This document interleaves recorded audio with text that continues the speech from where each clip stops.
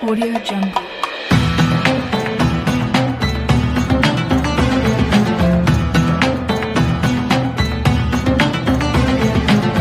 Audio Jungle. Audio Jungle.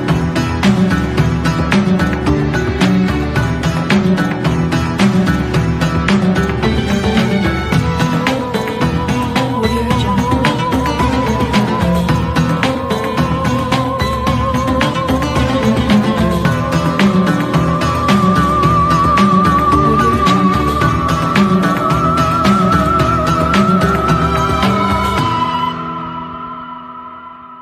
Assalamualaikum warahmatullahi wabarakatuh.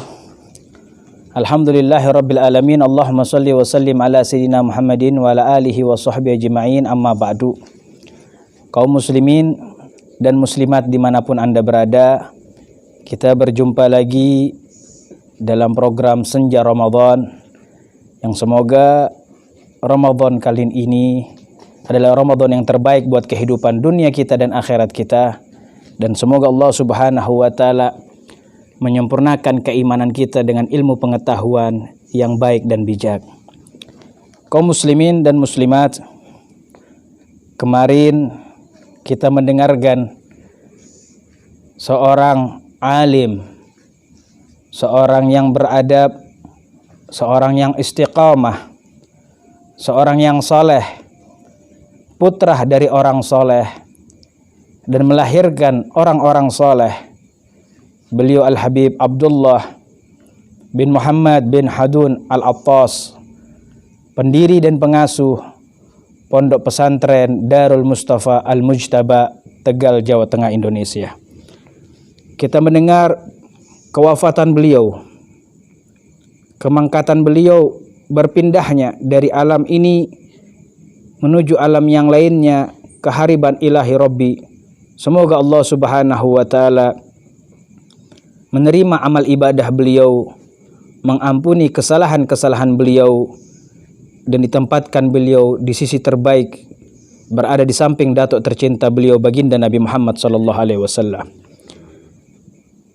Kematian atau kewafatan seorang yang alim telah diperbicarakan, telah diungkapkan melalui lisan Nabi Muhammad sallallahu alaihi wasallam, di mana dalam riwayat Abdullah bin Amr, Rasul sallallahu alaihi wasallam bersabda, "Innallaha la yaghbidul ilma ittiza'an yantazi'uhu minal ibad, walakin yaghbidul ilma bighabdil ulama, hatta idza lam yubki aliman ittakhadhan nasu ru'usan juhala fasu'ilu wa aftau bighairi ilmin fadallu wa adallu." Disebutkan dalam hadis ini, sesungguhnya Allah Subhanahu wa taala tidak akan mencabut ilmu dari umat manusia dengan sekali cabut. Akan tetapi Dia akan mencabut dengan mewafatkan para ulama, mewafatkan para pemangku, pemilik ilmu Allah Subhanahu wa taala, sampai apabila tidak menyisakan seorang alim, umat manusia akan menjadi orang-orang yang bodoh sebagai pemimpin-pemimpin mereka. Mereka ditanya oleh umat, lantas menjawab tanpa ilmu, sehingga mereka sesat dan menyesatkan. Rasul telah menyikapi tentang kematian seorang ulama, dan di dalam Al-Quran ada satu ayat yang menyebutkan, awalam yarau anna na'til ardo nangkusuha min atrafiha. Allah Subhanahu wa taala berfirman, apakah mereka tidak melihat bahwa sesungguhnya kami mendatangi daerah-daerah itu, lalu kami kurangi daerah-daerah itu sedikit demi sedikit dari tepi-tepinya. Firman Allah Subhanahu wa taala ini disikapi di dalam tafsirnya Imam Ibnu Katsir, keterangan dari sahabat Abdullah bin Abbas. Beliau menyebutkan yang dimaksud dalam riwayat Abdullah bin Abbas, berkurangnya bumi dengan kematian fuqaha dan ulama serta orang-orang soleh. Demikian pula yang dinyatakan oleh Al-Imam Mujahid, berkurangnya bumi adalah dengan kematian para ulama ataukah kematian orang-orang soleh.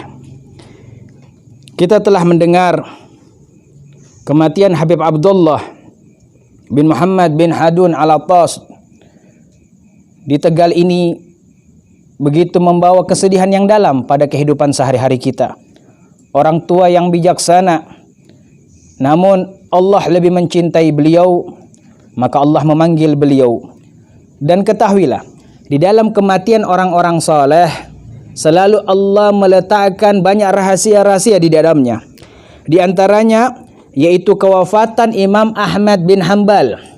Di hari wafatnya Imam Ahmad bin Hanbal, Allah Subhanahu wa taala mengislamkan 20.000 kalangan Nasrani, Yahudi dan Majusi. Sebuah tanda bahwasanya manfaatnya para ulama dan orang-orang soleh di tengah kita.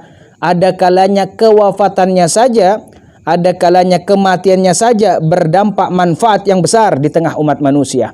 Semisal Imam Ahmad bin Hanbal, wafatnya beliau mengislamkan 20.000 orang dari kalangan Nasrani dan Yahudi serta kalangan Majusi.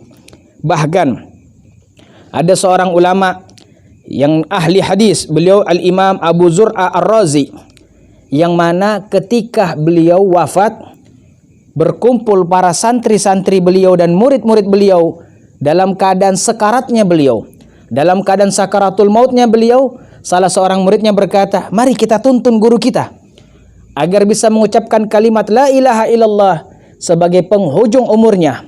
Namun karena murid-murid ini merasa canggung, bagaimana menuntun gurunya? Gurunya lebih alim. Bagaimana mau mentalkinkan gurunya? Gurunya lebih berpengetahuan terhadap hukum-hukum Allah Subhanahu wa taala.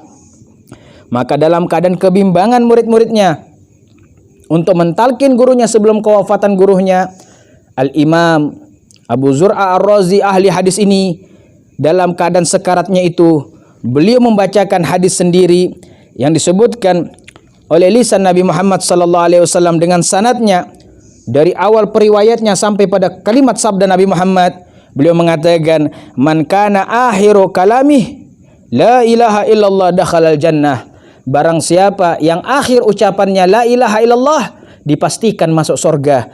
Ini Imam Abu Zur'ah Ar-Razi, beliau sendiri yang mentalkinkan dirinya mengucapkan la ilaha illallah dengan sebuah hadis Nabi Muhammad. Setelah itu beliau wafat setelah mengucapkan kalimat itu.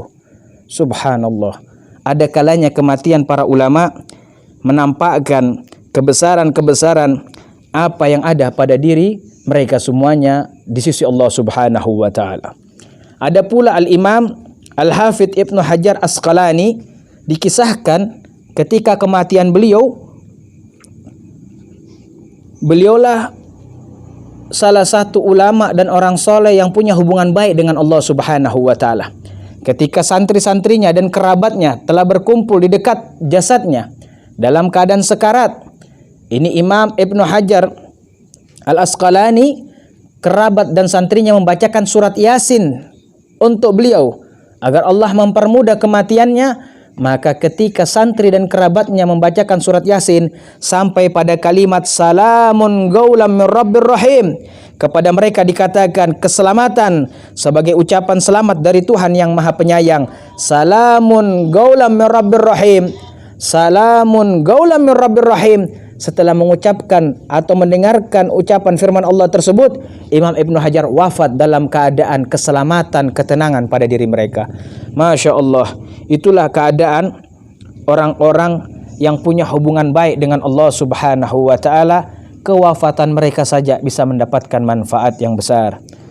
Dengan kewafatan Al-Habib Abdullah bin Muhammad bin Hadun Al-Attas, kota dan kabupaten Tegal khususnya berduka cita, bersedih dengan kewafatan beliau. Semoga Allah Subhanahu wa ta'ala memberikan sebaik-baiknya pengganti daripada beliau. Dan kita doakan kepada kerabat anak keturunannya agar terus melanjutkan estafet ketokohan beliau, estafet keilmuan beliau, estafet dakwah beliau, estafet keistiqomahan beliau bermanfaat untuk masyarakat Tegal. Amin. Amin ya rabbal alamin. Wassalamualaikum warahmatullahi wabarakatuh. Audio Jungle.